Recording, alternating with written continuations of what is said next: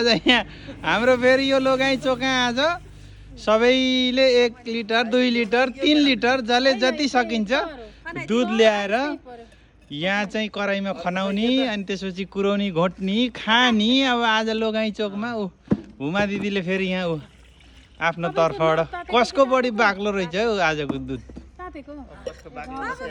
ल स्मृति जाऊ दुध लिएर आऊ, चल न दुध लिएर आऊ। होइन दुध खोइ भरे दुधै आइन्छ।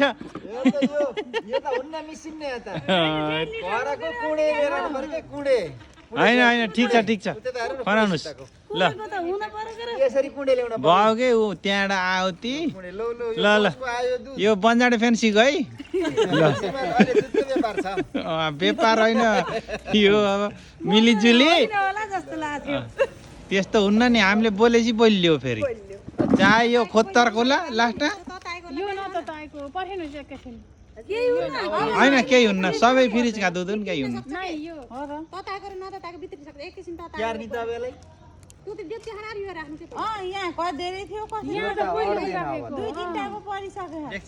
ल ल अब कुरो के हो दुध हालिहाल्नु न।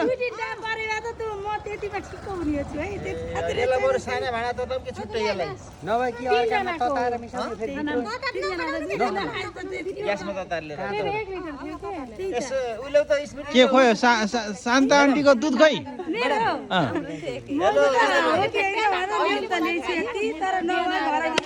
ए ल होइन आज कसैले घर दुध नराख्ला यहाँ ल्याउने कराई खनाउने हो। भोलि ग्यास्ट्रिक हुन्छ दही जमायो नि दम्दैन।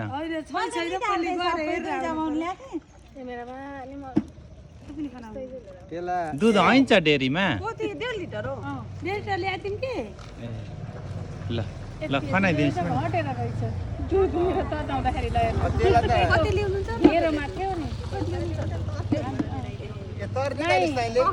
ए ल यो ल हामीले चाहिँ नि रिसोर्टमा गएर ढाबामा गएर टन्न मासु रक्सी खाना छोडिदियो।